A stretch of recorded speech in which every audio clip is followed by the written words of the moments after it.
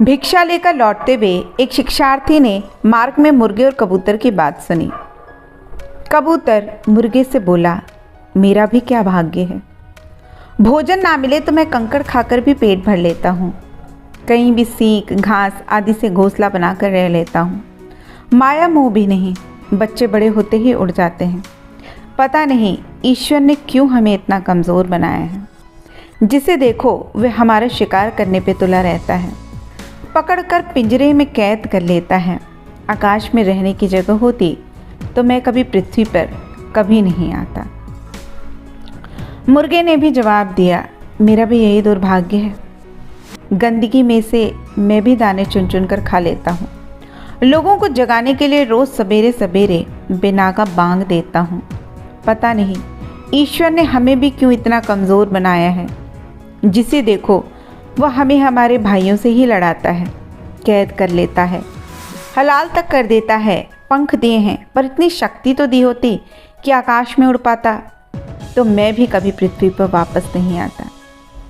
अब उस शिष्य ने सोचा कि अवश्य ईश्वर ने इनके साथ अन्याय किया है। आश्रम में आकर उसने ये सारी घटना अपने गुरु को बताई और पूछा, गुरुवर, क्या ईश्वर ने इनके साथ अन्याय नहीं किया? इनको कुछ कम नहीं दिया? क्यों इनको इतना कमज़ोर निरीह बनाया? ऋषि बोलते हैं, ईश्वर ने पृथ्वी पर मनुष्य को सबसे बुद्धिमान प्राणी बनाया, लेकिन उसे गर्व ना हो जाए इसलिए बहुत सारे गुण और अवगुण दूसरे जीवों में दे दिए। मनुष्य को उनसे कुछ न कुछ सीखने का स्वभाव भी दे दिया। वह प्रकृति और प्राणियों में संतुलन बनाए रखते हुए सृष्टि के सौंदर्य को बढ़ाएं और प्राणियों का कल्याण करें। तुमने इस बात की ओर ध्यान नहीं दिया कि मुर्गे और कबूतर में भी बहुत सारे विशेष गुण ईश्वर ने दिए हैं जो हर प्राणी में नहीं होते हैं। मुर्गे जैसे छोटे प्राणी के सिर पर ईश्वर ने जन्मजात राज मुकुट की भांति कलगी दी है, जिसे बहुत लोग ताम्रचूर्ण भी कहते हैं। अपना संसार बनाए रखने के लिए उसे पंख भी दिए, लेकिन उसने पृथ्वी पर ही रहना पसंद किया। वह आलसी हो गया, इसलिए वो लंबी उड़ान उड़ना ही भूल गया। वहां तक तो ठीक था, लेकिन भोजन के लिए पूरी पृथ्वी पर उसने गंदगी को ही चुना। गंदगी में व्याप्त जीवाणुओं से इतना प्रदूषित हो गया कि उसका और उसकी जाति का शीघ्र पतन होना ही सृष्टि के लिए श्रेयस्कर है।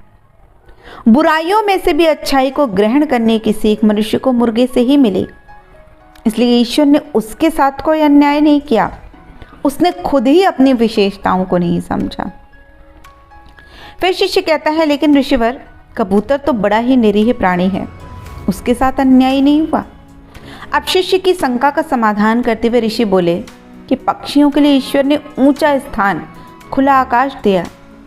फिर भी जो पक्षी पृथ्वी का आकर्षण में बंधा है वो पृथ्वी में ही विचरण करना पसंद करता है, तो उस पर तो खतरा हर वक्त मंडराएगा ही। प्रकृति ने भोजन के लिए अन्न बनाए, लेकिन फिर भी कबूतर को कंकड़ खाने की आवश्यकता क्यों है? कबूतर ही है जिसे आकाश में बहुत ऊंचा, बहुत दूर तक उड़ने की सामर्थ्य है, इसलिए उसे कपोत कहा जाता है।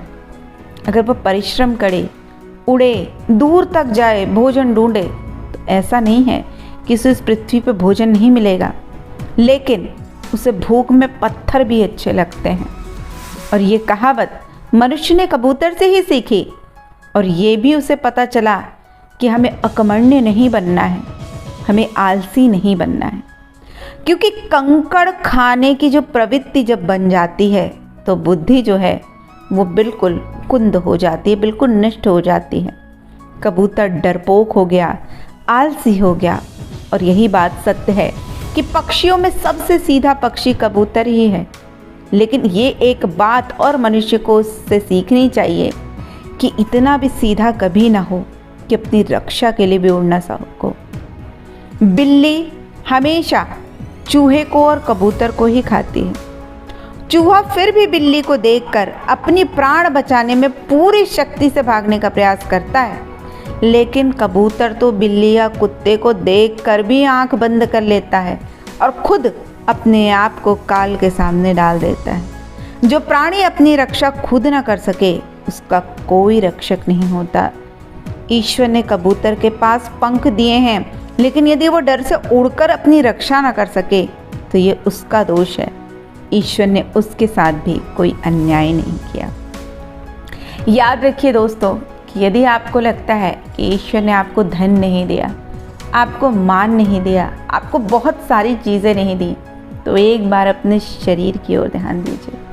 उसने आपको बहुत कुछ दिया, 2 हाथ दिए, 2 पैर दिए, इतना अच्छा मस्तिष्क दिया।